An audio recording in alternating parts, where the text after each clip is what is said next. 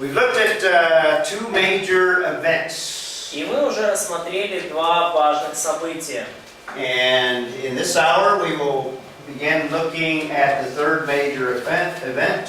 И на этом часу мы начнем рассматривать третье важное событие. We'll look at the flood as described by Genesis 6 through 9. Мы рассмотрим потоп и то, как он описан в книге Бытие с 6 по 9 главу. And I've been saying in the days before today, И как я уже говорил на прошлых днях нашего курса, all of these events lay a foundation for the rest of world history. все эти события закладывают основания для оставшейся, для последующей человеческой истории. We looked at creation, and I said the creation is basically God creating the universe that we still live in today.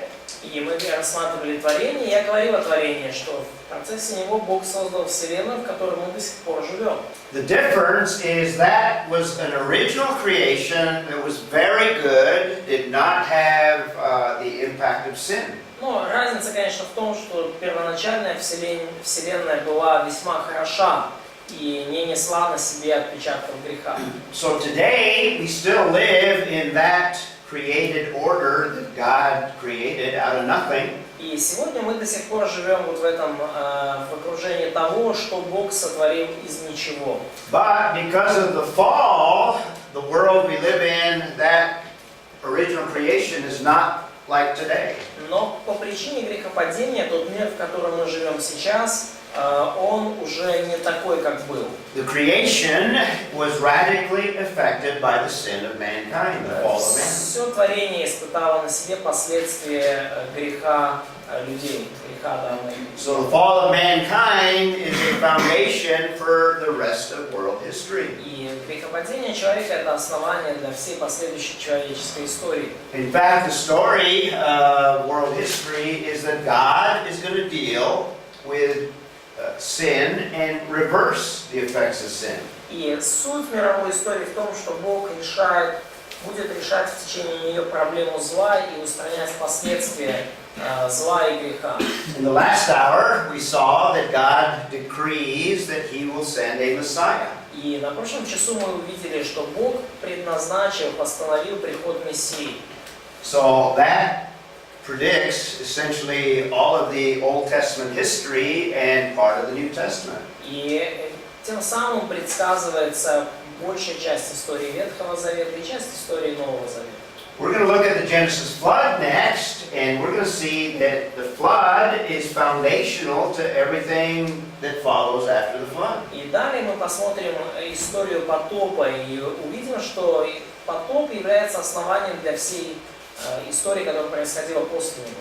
I've been stressing that these are real events, they're historical, they actually happened. И я снова же делаю акцент на том, что все эти события исторические, они на самом деле произошли. In fact, all of the events of the Bible are more important than all of the events or any of the events of world history in a secular book. И все события, описанные в Библии, на самом деле куда важнее событий, описанных в светских исторических книгах. After we look at the Genesis flood, we're going to see that there's another event that the Bible gives us. И после того, как мы рассмотрим потоп, то мы видим еще одно событие, о котором повествует Библия. We have the origin of the nations, where God scatters the people and nations are formed. И мы увидим происхождение наций, когда Бог рассеивает людей и появляются нации, народы. God accomplishes that by confusing the languages. И Бог достиг вот этого, смешав языки. And to this very day, we still have a problem with communication in languages. Otherwise, I wouldn't need a translator. И до наших дней есть у нас проблема с общением на разных языках. Если бы ее не было, то вот этот парень в углу комнаты был бы вам не нужен. We also have the beginning of what the Bible describes as a world system, or the world system. И также мы видим описание вот в этом повествовании системы мира, ну мира именно как вот этой противящейся Богу системы. God is going to reject the world system Бог отвергает мирскую светскую систему. But He's going to select one individual from the nations, В целом, но Он избирает из народов одного человека. and He's going to make a covenant and promises to Abraham, that one man. И Он заключает завет с этим человеком и дает ему обетование. That covenant is foundational to the rest of world history. И этот завет с Авраамом, он является основанием для всей последующей человеческой The истории. fulfillment of that covenant that God made with Abraham will not be fulfilled until the very end of world history. И этот завет будет исполнен окончательно лишь в самом конце человеческой истории. God is going to deal with all of the nations in relationship to the descendants of Abraham. И Бог будет обращаться со всеми народами и нациями в связи с тем, в связи с их отношением к потомкам Авраама.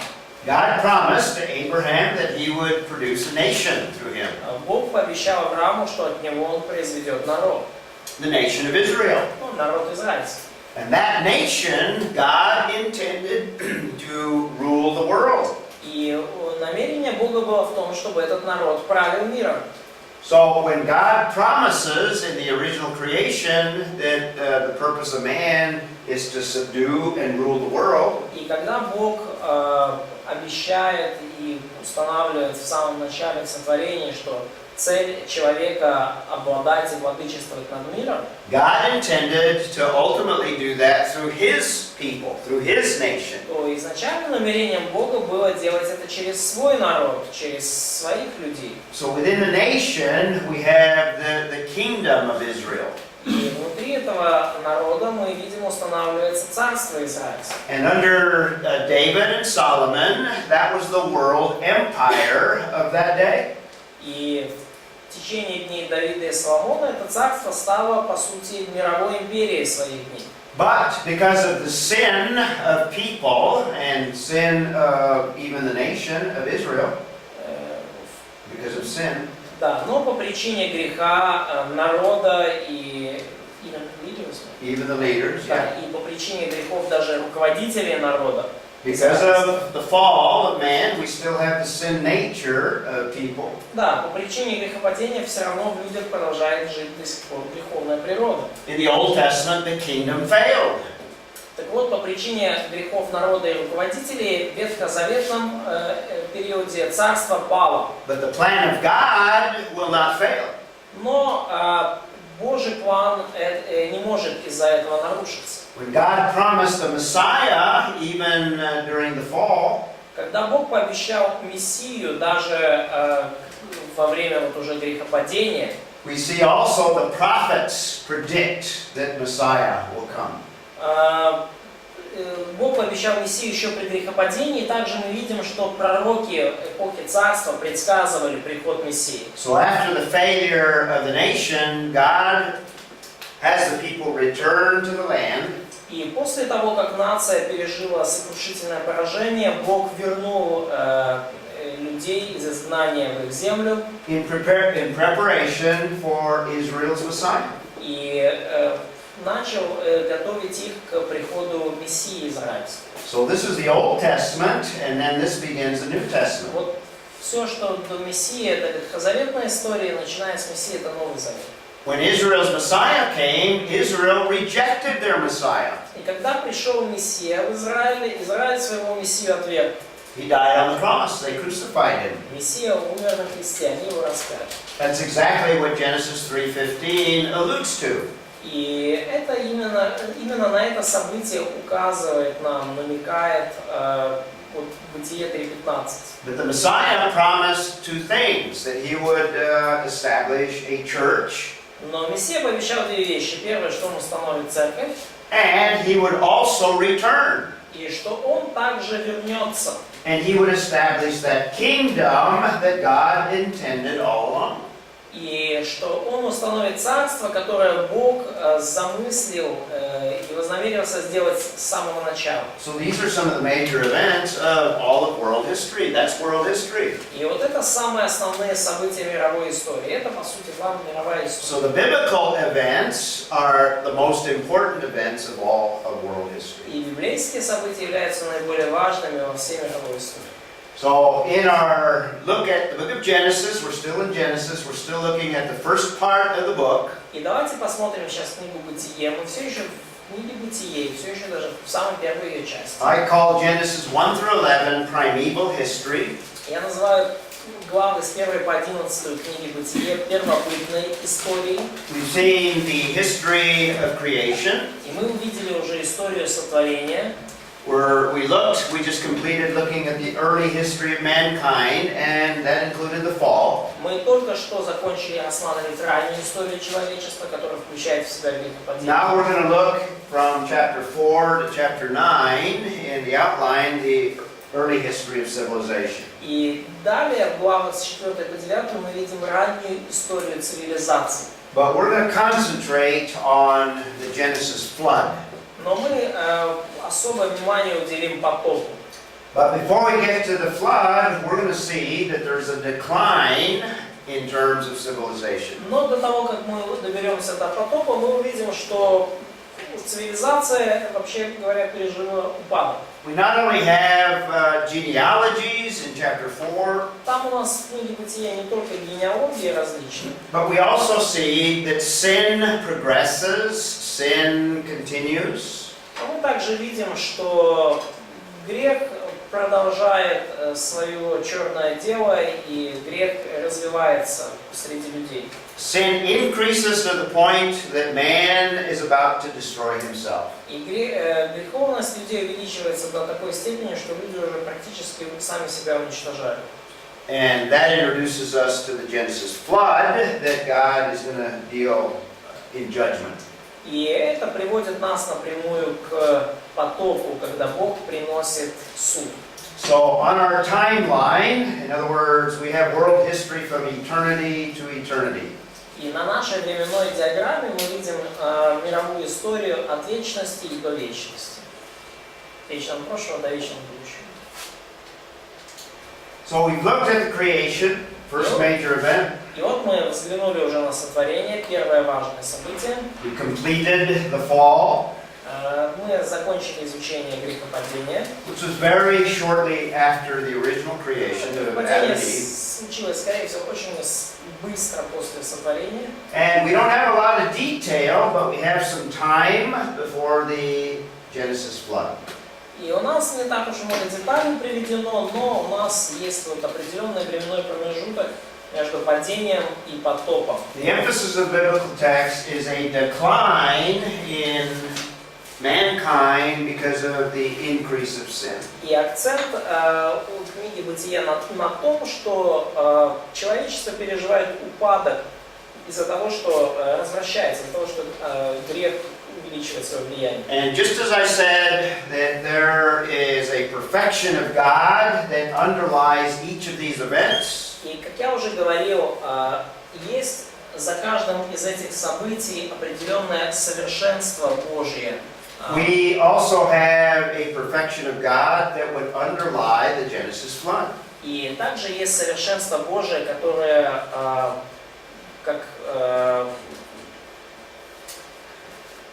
которое стоит за потопом. We've already seen that God is a holy God. We saw that because underlying the fall of man. И мы уже увидели, что Бог является святым, и это как подразумевалось, мы увидели это из событий грехопадения. But the Genesis flood, probably the perfections underlying that are grace and wrath. Grace and wrath. Но потоп указывает нам на такие качества Бога, как Его гнев и Его благодать. Because the story of the flood is actually a twofold study. Потому что история потопа – это история с двух частей состоящая. God, because of man's sin would be perfectly just to destroy all of humanity. По причине человеческих грехов Бог был бы совершенно справедлив, если бы наказал и уничтожил все человечество. God would be perfectly just to pour out wrath on the sin of mankind. И Бог был бы совершенно справедлив, если бы излил свой гнев на все человечество. And in fact, we have great wrath displayed in the Genesis flood. И на самом деле мы видим, что при потопе Бог продемонстрировал очень серьезно свой гнев. But the story of the flood is also the story of God's grace, Но история потопа — это также история Божьей благодати, where God saves Noah and his family. когда мы видим, что Бог спасает Ноя и его семью. And there are many scriptures that give us this concept of God's grace and God's wrath. И есть много вот этих отрывков в Писании, которые дают нам концепцию Божьего гнева и Божьей благодати. One passage that gives us both together, Psalm 86:15. И один из отрывков, где и то, и другое находятся вместе, это Псалом 85:15. And notice both elements in the psalm, and we'll just read it. И обратите внимание на то, что в Псалме есть оба элемента, и мы его сейчас прочитаем. God is a merciful and gracious God. There's the grace. Бог наш, Он щедрый и добросердечный, и долготерпеливый, и многомилостивый, и истинный. But also, grace is that God is slow to anger. Но также, то есть мы видим, что Бог щедрый и добросердечный, но также Бог долготерпеливый. In other words, God waits before He brings judgment. Иными словами, Бог ждет перед тем, как принести суд. But the verse does tell us that God does pour out wrath, or there is anger. There's only this verse. Well, it's slow to anger, but there is anger. Да, но просто, может быть, не настолько очевидно из русского перевода. В английском переводе буквально Бог медленно гнев, вот только переведено долготерпеливый. И поэтому заложена идея как терпение и благодати, но также идея гнева в этом. Difference in Russian and English. Oh, is that right? I'm going to explain. And the passage ends with a description of God being abundant in loving kindness И and truth. отрывок заканчивается описанием Бога как многомилостивого, преизобилующего милостью и истиной. The Hebrew word for loving kindness there is the Hebrew word chesed. И еврейское слово для описания Loving kindness. No, word number 4. Yes. Да, и вот After slow to anger. еврейское слово для описания многомилостивого это слово хесед. And that word is a special kind of love that the Bible uses. И это слово обозначает любовь особого рода, которая описана в Библии. There are actually two major words in Hebrew for love. В Библии, в еврейском языке именно, есть два основных слова для обозначения любви. One is the love that is somewhat typical of humans towards one another. Одно из них обозначает такую типичную любовь людей друг к другу. And the second one that we have here is the one that involves a covenant. И второе слово хесед, используемое здесь, это любовь, которая включает в себя завет. А первая любовь как на греческом? На еврейском. На еврейском. So what's the first word for love? Ahav, yeah. Very good. Агав любовь и хесед любовь. Да. Yeah, two different words. Да, два разных слова. Ahav is the word that a young man and a young woman would express when they're dating. Ну, Would involve emotion. агав это такое с эмоциональным подтекстом, то, что проявляют друг другу молодой человек и девушка, когда там у них весна, любовь и так далее. But Hesed is the love that they express by making a marriage commitment. Но хесен это уже любовь, которая выражается в заключении брачного завета. God expresses both to you and I. И Бог по отношению к нам проявляет и первую любовь, и вторую. So we have both grace and we have wrath in the И Genesis flood. поэтому в описании потопа мы видим проявление как благодати, так и гнева Божия. So in chapter 4:1 through chapter 6, verse 8, И в отрывке с 4 главы, с 1 стиха и по 6 главу, 8 стих, we have the decline of civilization. мы наблюдаем упадок цивилизации. And I thought I had another slide in there to illustrate that. Maybe it's later here. Yeah. What we're going to look at is the corrupting effects of sin in that period from Genesis 3 to the Genesis flood. И что мы здесь видим в этих главах, это тлетворное, разрушительное влияние греха, начиная с грехопадения и заканчивая потопом. And we're going to see throughout the Bible, after sin enters, И мы увидим это через всю Библию. После того, как грех вошел в мир, we're going to see a cycle of sin that is present throughout Scripture. мы увидим определенный цикл греха, который наблюдается во всем Писании, через все Писание. Sin always grows, sin always corrupts. Грех всегда нарастает, и грех всегда разрушает. And this is illustrated in Genesis 3 and in Genesis 4. И мы видим пример этого в Бытии 3 и в 4 главе. In Genesis 3, we see that sin begins with the first man and the first woman. В 3 главе Бытия мы видим, что грех начался с одного мужчины и одной женщины. And the serpent used deception to bring about the first sin. И сатана использовал обман, обольщение, чтобы первый грех ввести в мир. That first sin in Genesis 3 involved two individuals. И этот грех в Бытии 3 главе, он включал двух людей.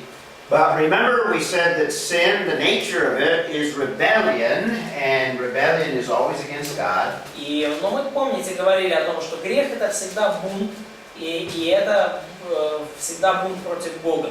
And we also saw in Genesis 3 that God provided a means by which that sin could be covered. That was the skins. И мы также говорили о том, что Бог обеспечил после грехопадения способ, каким образом грех мог бы быть покрыт, и это вот кожа. So this is Genesis 3. Вот это Бытие 3 глава.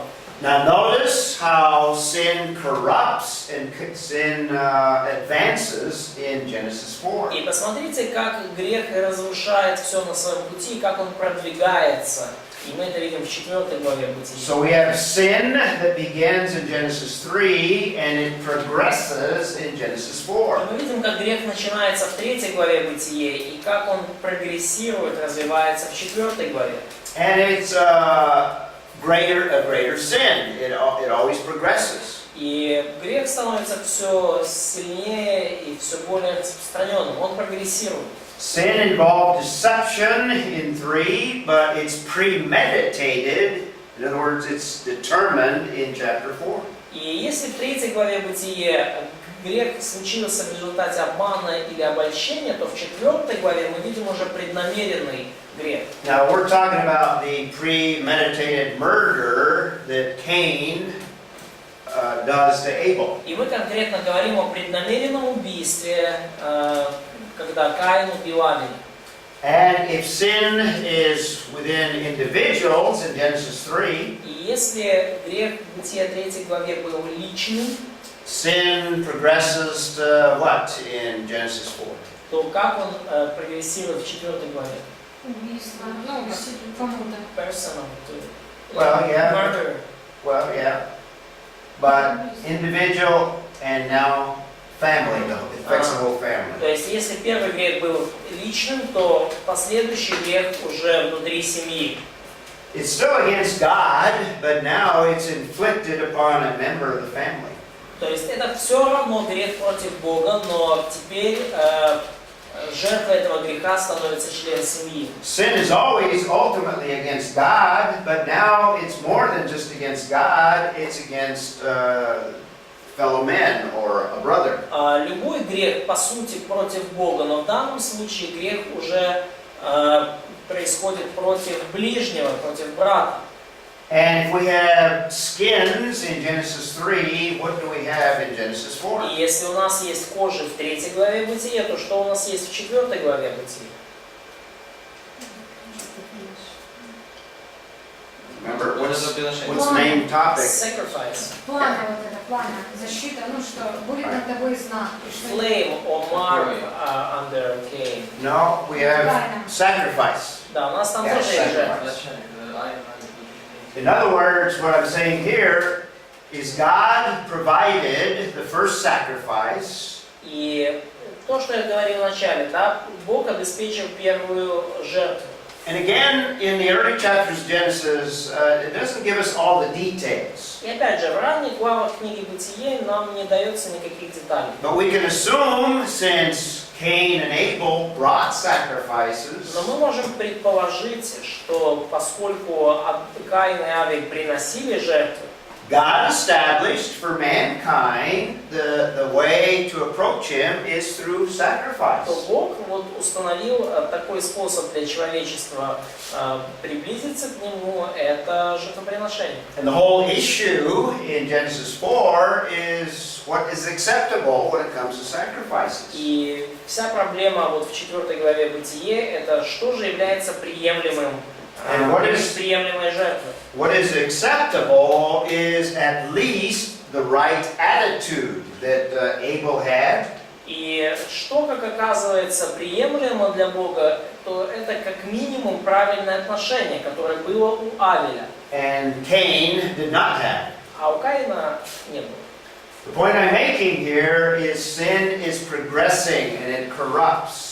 То есть, что я здесь, какой вывод хочу сделать, что грех прогрессирует и разрушает все на своем пути. So we have God's evaluation of the creation И вот мы видим Божью оценку сотворения. in Genesis 1:31. В Бытие 1:31 Remember it says, and God saw, or Elohim saw. мы читаем, что увидел Бог, да, или Элохим увидел. What was that? His evaluation of the original creation? И какая оценка была изначального сотворения?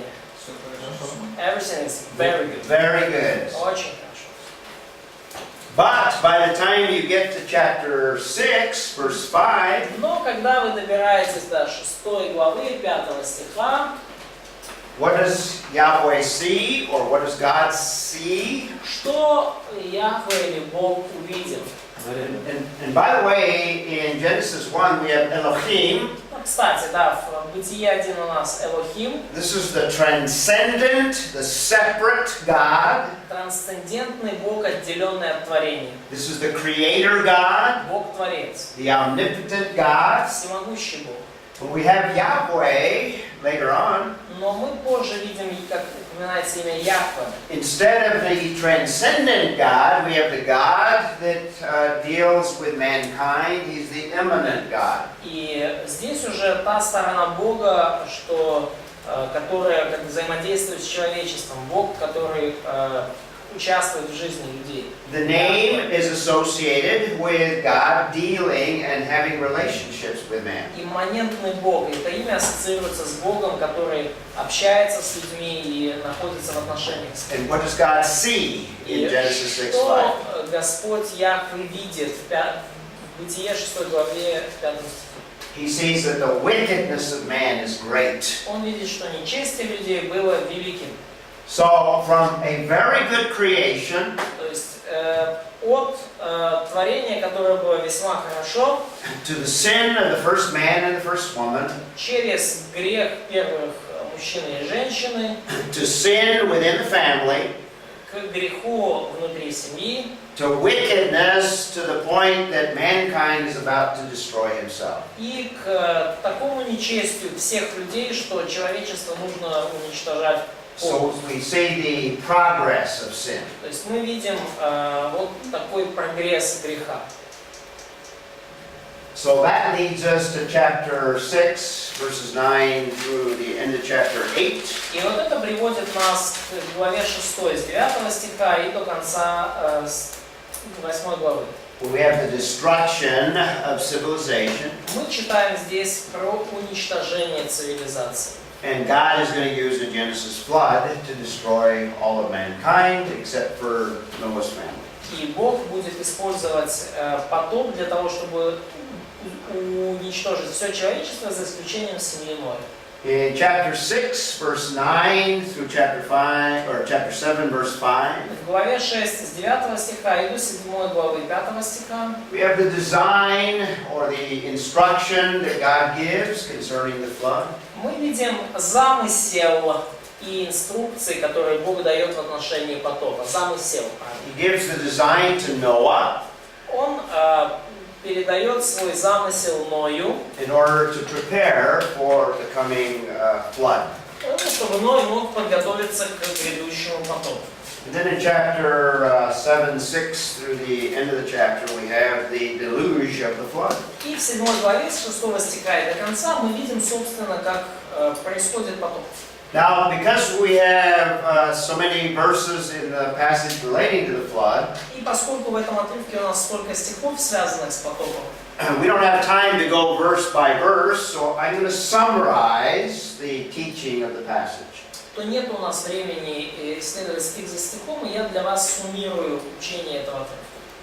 And we'll look at only particular verses as they relate. И мы рассмотрим только отдельные конкретные стихи, которые относятся к теме. So we have a description of the flood, and then we have the decrease or the receding of the flood in chapter 8. И потом, то есть мы видим, как происходит потоп, и потом в 8 главе мы видим уже, как потоп идет на спад. So that gives you something of an outline of the passage that we're dealing with. То есть это пример дает вам такой план отрывка, с которым мы сейчас будем изучать. And I've got that outline on your outline sheet there. И также этот план есть в вашем раздаточном материале. And interspersed in the outline, we will look at implications of the Genesis flood. И также, вот как часть этого плана, мы рассмотрим выводы из потопа, которые So Бог сделал. the outline is similar to the outlines that we had before. То есть план этот похож на тот план, который у нас был до того. Okay. So let me give you a summary of, let's say, the big picture of the Genesis flood. И давайте я вам просто дам итог, большая картина потопа книги Бытия. I've mentioned that the main aspect of the flood is it's a judgment. И я уже упоминал, что основной аспект потопа – это суд, осуждение. Because of the wickedness of man, God must bring judgment. По причине нечестия людей Бог должен совершить суд. And remember I said judgment is God separating out wickedness from that He loves. И помните, я уже говорил о том, что суд состоит в том, что Бог устраняет зло от тех, кого Он любит. If God does not intervene, mankind will destroy himself. И если бы Бог не вмешался, то человечество уничтожило бы само себя.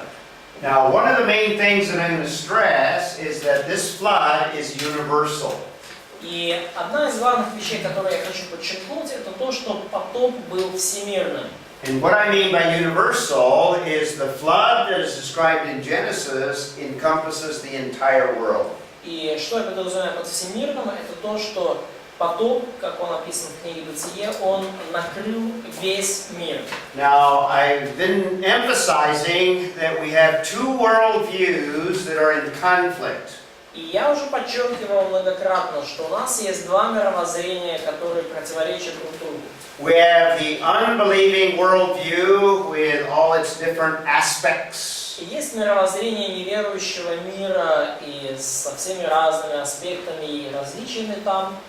One aspect of the unbelieving worldview is the atheistic view И один из аспектов вот такого мировоззрения неверующих людей – это атеистическое мировоззрение. it disbelieves in God altogether.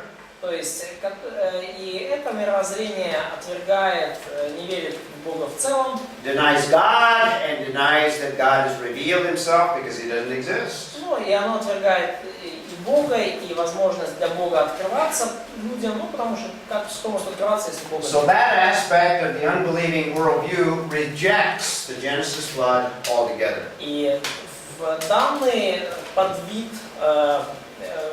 мышления неверующих людей отрицает потоп в целом. Now there are some in the unbelieving worldview that somewhat believe that there is something of a flood. Но есть также некоторые светские мировоззрения, которые готовы согласиться частично с тем, что да, потоп будет. In fact, the majority of the church believes that the flood was local, not universal. Но, кстати, большинство людей в церкви верят в то, что потоп был потопом местного значения, не всемирным. But I'm going to try and demonstrate that what we have in Genesis is actually a universal flood.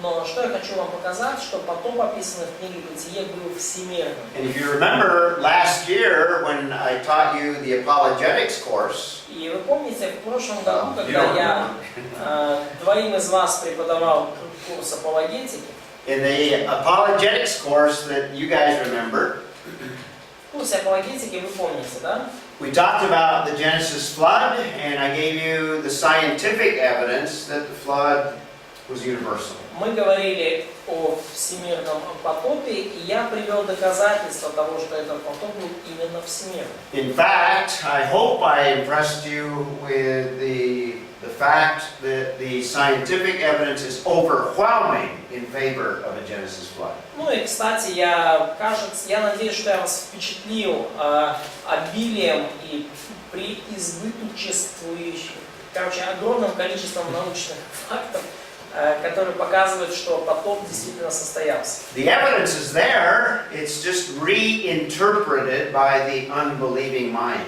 Свидетельства все налицо, они все есть. Вопрос только в том, что неверующий разум их пытается постоянно переистолковать. And most theologians, and as a result most of the church, is intimidated by that reinterpretation of the data. И большинство богословов, и потому большинство церкви, они также, скажем так, вот этими попытками переистолкования заразились. Therefore there's an attempt within theologians and the church to accept a flood, but they want to accept the reinterpretation of the data as well. И потому есть такое намерение и такая попытка среди богословов и части церкви. Они принимают потоп, но они принимают также и переистолкованные данные. Они принимают ложное толкование. And if you accept the two ideas, you end up with a compromise. And the compromise is a local flood. If you accept that there is a flood, but you also are intimidated by the reinterpretation of some scientists. Да, поэтому вы можете принимать с учетом того, что потоп состоялся, но вы можете также плюнуть на вот эту ложную наживку переистолкования, и поверить в то, что потоп был местным. But I think the language of Genesis insists that the description is a universal flood. Как мне кажется, язык книги Бытие очень настойчиво и четко указывает на то, что потоп был всемирным. Not a flood only in Mesopotamia, a local flood. И не только это был какой-то местный потоп наводнения в Месопотамии. But a flood that involved all of mankind. Но это был потоп, включавший все человечество. And also involved all of the earth. И включавший всю землю, накрывший всю землю. Not just Mesopotamia. Не только Месопотамию. And that flood, the second aspect, И вот этот потоп, второй его аспект, not just a judgment, but it's also a story of deliverance or salvation.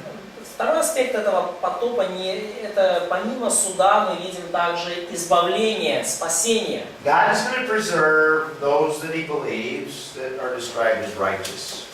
И those who God believes Or are God righteous. loves, rather. That God loves. Бог, мы видим, Он защищает и сохраняет тех, кого любит. So the judgment is universal. Он спасает праведных. И потому суд является всемирным But the deliverance is selective. и всеобщим. А вот спасение уже избирательно. It includes only Noah and his family. И спасение включает лишь Ноя и его семью. But since it's universal and affects the whole earth, Но поскольку потоп является всемирным и включает всю землю, the deliverance is also selective in that it involves some of the animals. то спасение также избирательно и включает, помимо Ноя, еще некоторых животных. So that's the essence of what we have in Genesis 6 through 9. Вот это суть того, что мы видим в Бытии с 6 главы по 9.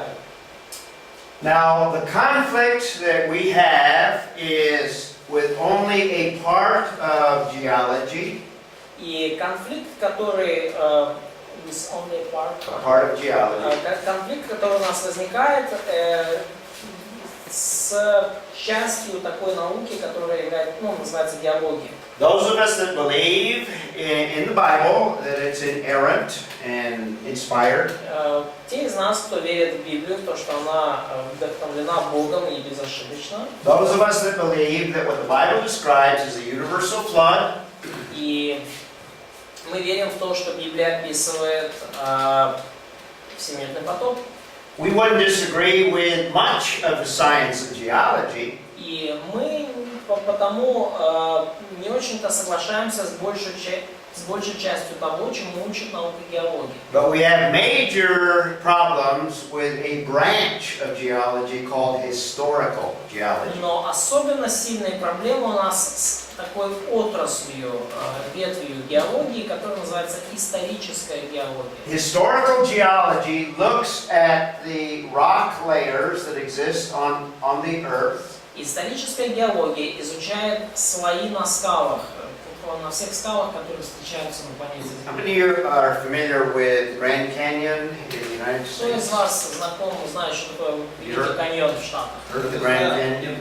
We know, but none of us ever been there. Вы там были?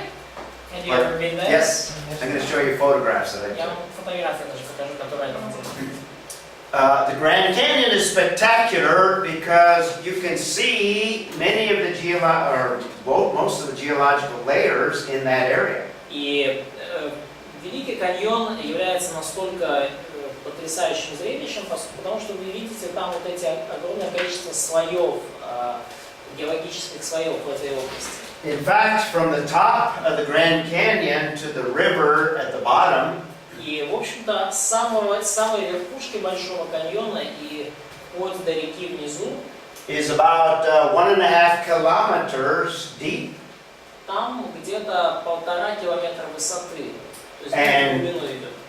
most of that, over a kilometer, are these layers of geological formations or geological И layers. большая часть вот этого промежутка, порядка километра, это вот такие слои, геологические наслоения. And you can see them because you can go down into the canyon.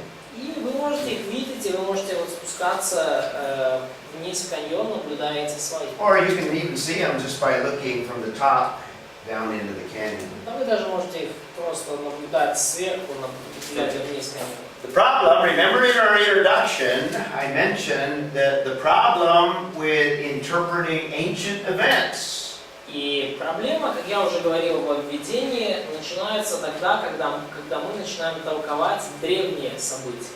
In fact, any historical event, remember you have what do you have to evaluate today? И вообще говоря, с любым древним событием возникает вопрос, что мы можем сейчас оценивать. Remember, you don't have a time machine where you can go back and observe the event. И помните, да, у нас нету машины времени, чтобы мы могли туда вернуться и наблюдать события своими глазами. You can't go back and observe any series of events. И вы не можете вернуться назад и наблюдать там определенную последовательность событий. All you have, what is the data that you have available? То есть все, что у вас есть, это какие-то данные, которые сохранились с того Remember what we времени. talked about Tuesday? Помните, мы говорили об этом во вторник? What did I call that? The data of history? Как я называл вот эти данные, которые остались от исторических событий? Фактические факты.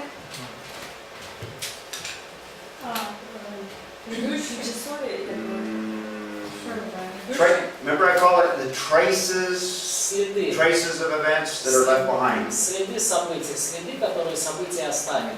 Okay. То есть это те данные, которые у нас есть вот от древних событий, не документированных. These geological layers are an example of traces of what happened in the past. И вот эти геологические слои являются следами того, что случилось в прошлом. So you can observe the layers, that's the data. И вы можете наблюдать эти слои, они являются данными. But what's the problem with the difference between the way we view the data and the unbelieving views the data, unbeliever views Но the data? проблема в том, что мы смотрим на эти данные не так, как на них смотрят неверующие люди. What else do you have? You have the traces of the event, and then what do you have that you do with the traces of the event? И что также помимо следов у вас есть? То есть у вас есть следы, и что вам дальше надо делать с этими This is следами? true of any historical event or series of events. Это касается любого Not yet. исторического события или серии событий. Not yet. Еще нет. Yeah, the traces of the event. Есть следы событий и... Remember we used World War II as an example? Помните, мы использовали Вторую мировую войну как пример. Traces of the event, you have videos, you have books, or eyewitness accounts. То есть у вас следы событий какие? У вас есть книги, видео, есть свидетельства очевидцев. But what else do you have? Но что еще у вас есть? Those are the traces. Это все следы. Документы. А? Ну, что Documents. еще есть? Документы. Documents, also traces. Yeah. Тоже следы. But then what do? Но потом что? Что вы You следите? interpret. Вы толкуете. Interpretation. Вы You have толкуете. interpretation У of вас the есть traces. толкование следов. Remember that? Помните? That's on the test. Есть следы и есть толкование следов, и это будет в экзамене.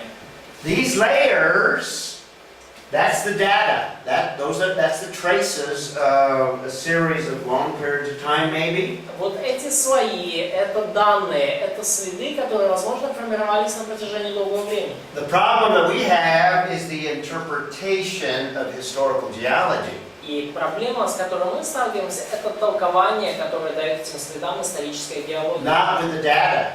Проблема не с данными. The historical geologist says that these layers were laid down over millions of years, each one of them 40 million, 50 million, etc. Историческая геология говорит, что эти слои образовались в течение миллионов лет, там, каждый 40-50 миллионов лет. That's the interpretation of how these layers were laid down by the historical И geologist. это толкование того, как эти слои появились, толкование со стороны исторических You have a геологов. question? Есть люди, которые толкуют Великий каньон следы как локальный поток? Do you have scientists who interpret this Grand Canyon traces as evidence of local flood? Not the Grand Canyon, no. Но нет, в отношении Великого каньона No. не толкуют. When they speak of a local flood, they're talking about a flood in Mesopotamia. Когда они говорят вот о местном потопе, о наводнении, они имеют в виду именно Месопотамию. То есть, если что ли, считать, что потоп действительно это следы потопа, то это только всемирный потоп. So, if we interpret these layers as the traces of flood, so it should be universal flood.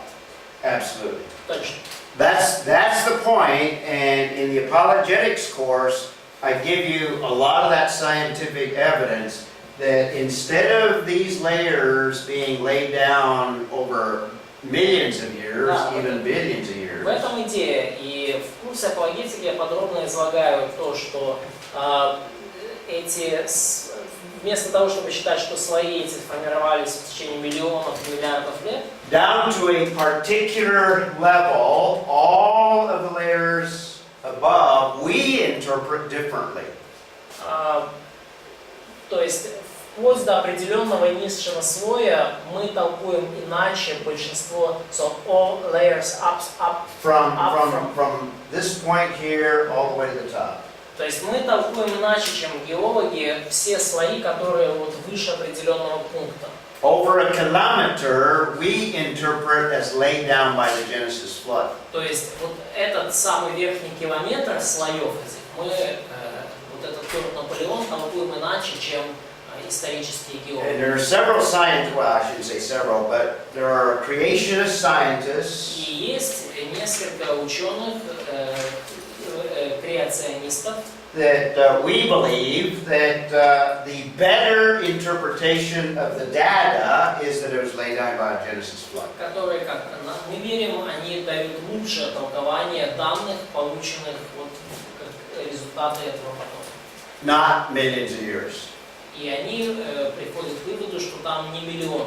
So before, I'm going to give you some of that data. I'm going to show you some of that data Мне today. нужно показать вам вот некоторые из этих данных сегодня. For those of you that had the apologetics course, this will be a review. И для тех из вас, кто уже проходил курс апологетики, это будет просто обзор. But the first thing that we want to look at is, what does the Bible say?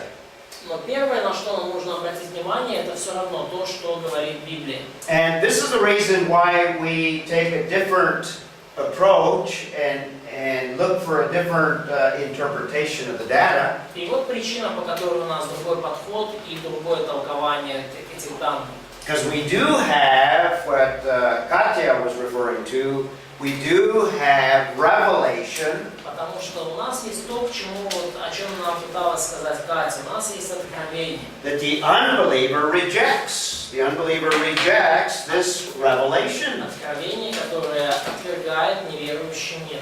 So let's take a look at what this revelation gives us. И давайте посмотрим на то, что дает нам это откровение, на что оно нам указывает. And what I'm going to give you is a summary, because there's too many verses to read all of them and look at them in detail. Хочу предложить это итоговое утверждение, суммирование, потому что там слишком много стихов, чтобы разбирать их все подробно. And what I'm drawing is the accumulation of all of these verses and putting them into categories. И что я вам пытаюсь тут нарисовать, это вот, скажем так, выжимка из этих стихов и помещение их в одну большую картину. Altogether, these pieces of data tell us that the flood is universal.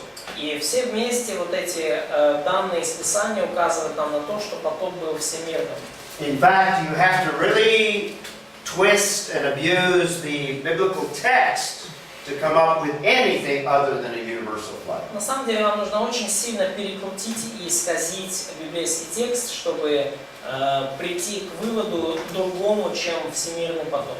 So we'll look at the biblical data first, because if that's what the Bible describes, И поэтому мы вначале рассмотрим библейские данные, потому что если это то, что описывает Библия, then we want to evaluate science то тогда мы уже хотим оценивать науку and see if there's a better explanation than what the historical geologist gives. и смотреть, есть ли объяснение получше того, которое дает историческая геология. And the second thing we will do is look at the scientific evidence. И потому второе, что мы сделаем, это мы посмотрим на научные доказательства. So we've looked at the corrupting effects of sin briefly that lead up to the flood. Рассмотрели тлетворное влияние греха, которое привело, по сути, к потопу.